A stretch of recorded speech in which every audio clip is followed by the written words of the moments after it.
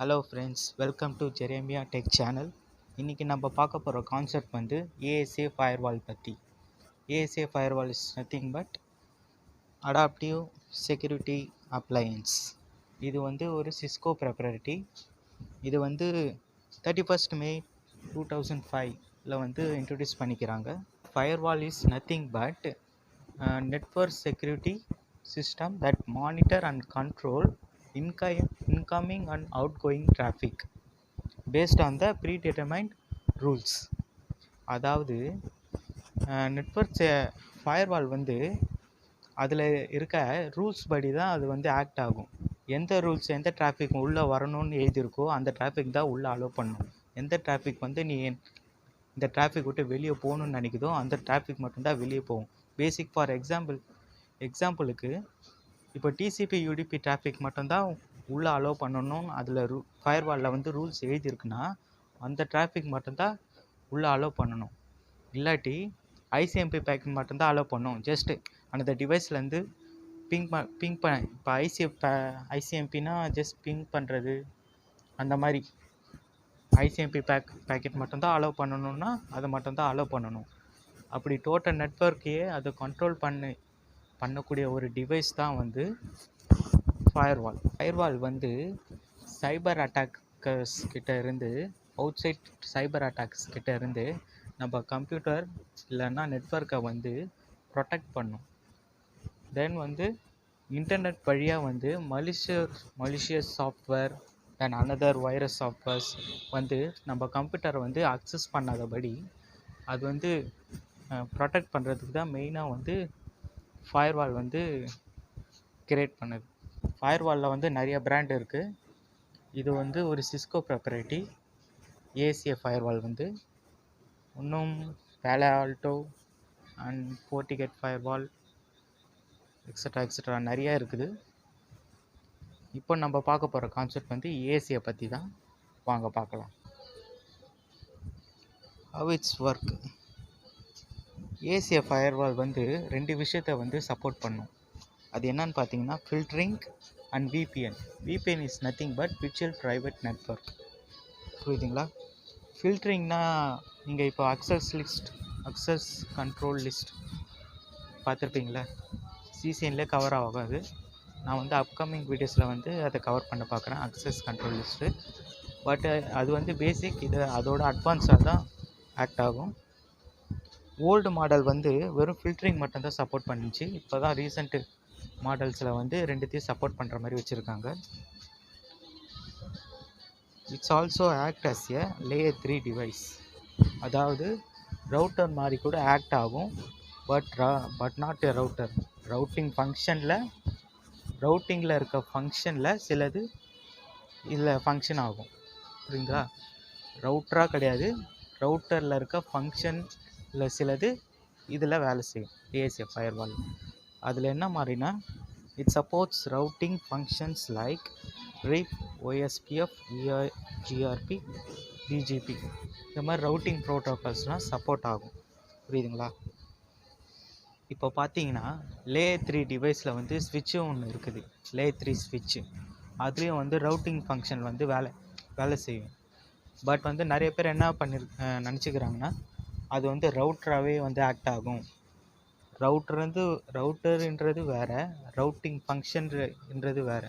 அதில் ரவுட்டரில் இருக்கிற சில ஃபங்க்ஷனை வந்து ரவுட்டர் 3 லேயர் 3 ஸ்விட்சில் வந்து வேலை செய்யும். அவ்வளோதான் விஷயமே.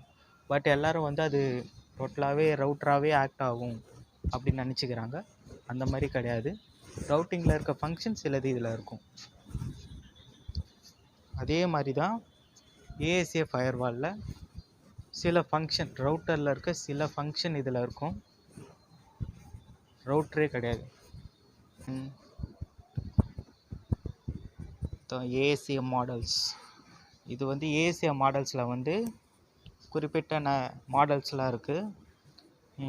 இயர் பை வந்து ரிலீஸ் பண்ணியிருப்பாங்க.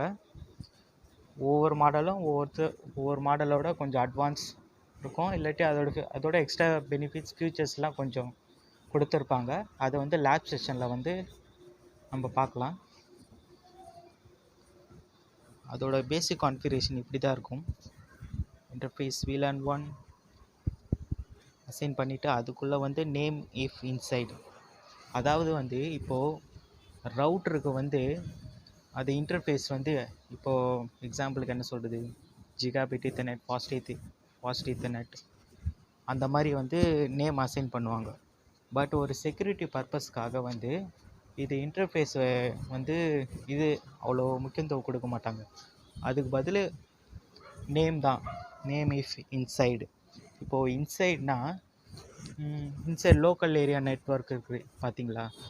இப்போது ஒரு லேப் செக்ஷன் இருக்குது, அது லோக்கல் ஏரியா நெட்வொர்க்கை கம்யூனிகேட் ஒன்று அசைன் பண்ணியிருப்போம். அனதர் ஒன்று வந்து இன்டர்நெட்டில் அவுட் சைட் இன்டர்நெட்டில் வந்து அசைன் பண்ணியிருப்போம். அதே மாதிரி லோக்கல் நெட்வொர்க்கில் அசைன் பண்ணியிருக்கதா வந்து இன்சைட் நெட்வொர்க்குன்னு சொல்லுவாங்க. புரியுதுங்களா? இதோட செக்யூரிட்டி லெவல் 100. இப்போது இன்சைட் நேம் இஃப் இன்சைடுனாலே டிஃபால்ட்டாக வந்து அதோட செக்யூரிட்டி லெவல் வந்து 100 தான் எடுத்துக்கும். புரியுதுங்களா? இப்போ இது அவுட் சைடுன்னு கான்ஃபிகர் பண்ணியிருந்தால் அது வந்து 0. புரியுதுங்களா? அதே மாதிரி வேறு எந்த நேமு வந்து கான்ஃபிகர் பண்ணியிருந்தாலும் அது டிஃபால்ட்டாக 0 தான். பட் வந்து அது டிஃபால்ட்டாக 0 இருக்குன்றதுனால அது அப்படியே இருக்கணும் அர்த்தம் கிடையாது. நம்ம மேனுவலாக கூட வந்து அதை இன்க்ரீஸ் பண்ணிக்கலாம். பட் இன்சைடுக்கு வந்து டிஃபால்ட்டாக வந்து அது 100 தான். புரியுதுங்களா? இதுதான் பேசிக் கான்ஃபிகரேஷன், பார்த்துக்கோங்க. பட் வந்து பேசிக் இதுலேயும் நிறைய கான்ஃபிகரேஷன் இருக்குது, அட்வான்ஸ் கான்ஃபிகரேஷன்லாம் இருக்குது. அது வந்து அப்கமிங் லேப் செஷனில் வந்து பார்க்கலாம்.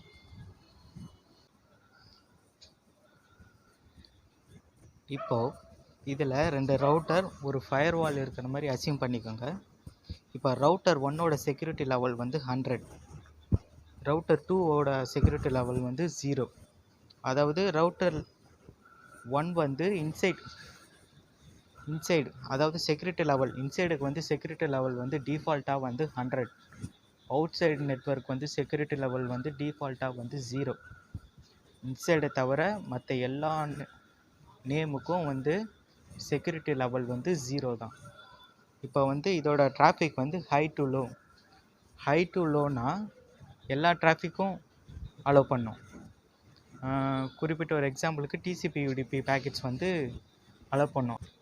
இந்த TCP UDP டிராஃபிக்கை வந்து ASA ஃபயர்வால் வந்து அதில் என்ட்ரி பண்ணி வச்சுக்கும்.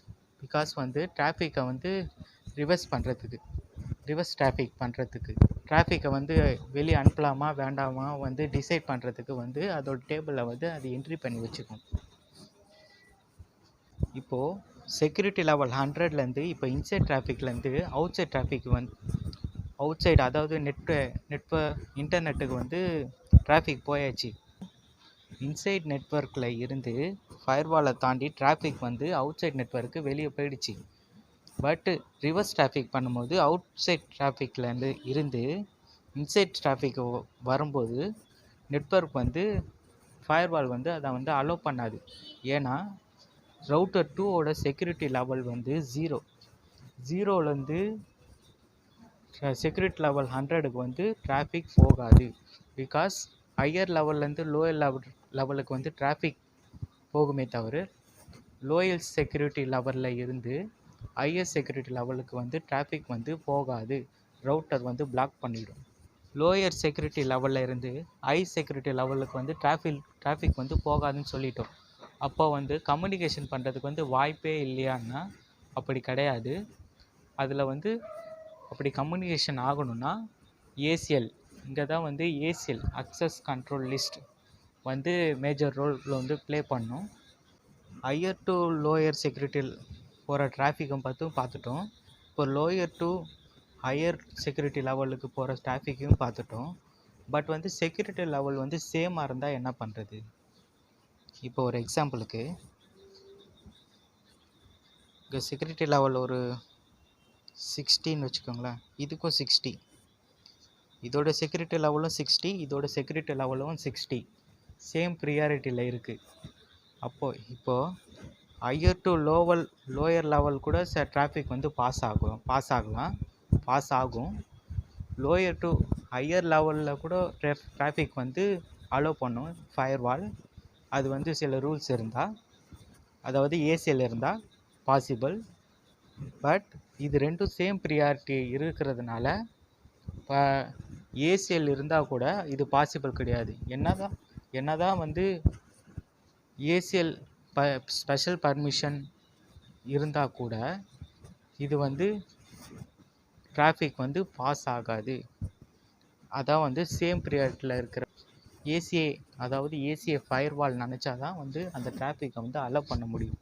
இல்லாட்டி வந்து இந்த ரெண்டு டிராஃபிக்கை வந்து கம்யூனிகேஷன் வந்து நடக்கவே நடக்காது. எந்த ஸ்பெஷல் பர்மிஷன் இருந்தால் கூட, அதாவது அக்சஸ் லிஸ்ட் கண்ட்ரோல் இருந்தால் கூட வந்து இதோ டிராஃபிக் வந்து அலோவ் பண்ண முடியாது. இப்போது ஏசிஏ ஃபயர்வால் வந்து இது சேம் ப்ரியாரிட்டி இருக்கிறதுனால இந்த டிராஃபிக்கை ரெண்டும் வந்து பிளாக் பண்ணிடுச்சு. பட் இருந்தாலும்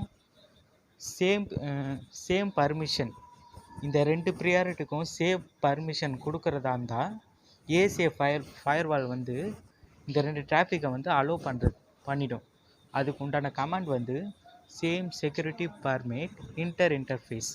இந்த கமாண்ட் மூலமாக இந்த சேம் ப்ரியாரிட்டி இருக்கிற ரெண்டு இன்சைட் ஆர் அவுட் சைட் நெட்வொர்க்கை வந்து கம்யூனிகேஷன் பண்ண வைக்க முடியும். அதுதான் வந்து ஏசிஏ சேம் ப்ரியாரிட்டியில் இருக்கிற வந்து ஒரு அட்வான்டேஜ். வீடியோ பிடிச்சிருந்தா லைக் பண்ணுங்கள், ஷேர் பண்ணுங்கள், சப்ஸ்கிரைப் பண்ணுங்கள், சப்போர்ட் பண்ணுங்கள். தேங்க்யூ ஃபார் வாட்சிங்.